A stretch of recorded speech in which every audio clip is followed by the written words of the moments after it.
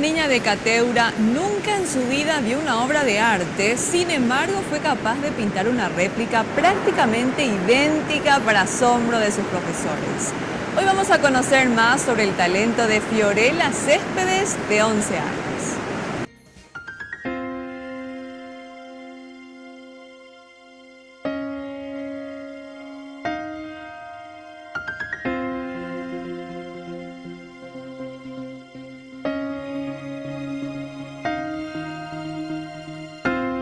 ¿Es cierto que te gusta mucho dibujar? Sí, me gusta mucho.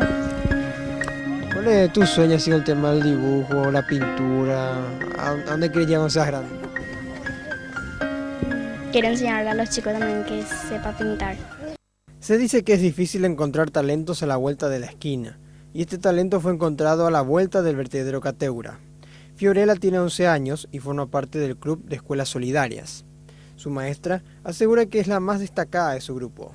Fio nos dice que fue la primera vez que tuvo acceso a una obra de arte y que ahora le gusta dibujar y pintar. Quiere que niños y niñas de escasos recursos económicos también tengan la oportunidad que ella tiene y profesionalizarse. Sí, porque hay muchos niños también que tienen privilegio y a eso también le puedo ayudar. Para que pinte bien. Y más los chicos que vienen por acá cerca, ¿verdad? Sí, ¿Cómo te sentiste cuando la profesora te dijo que tu dibujo era espectacular? feliz, porque primera vez que se me dijo algo así. La niña dice que las mariposas son uno de sus dibujos preferidos. Ante nosotros hizo una prueba en una improvisada hoja. Ella tiene el sueño de llegar lejos con la pintura.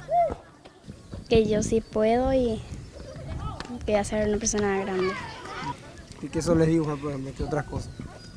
Y hasta dibujar. A las personas, a los animales, el agua, muchas cosas.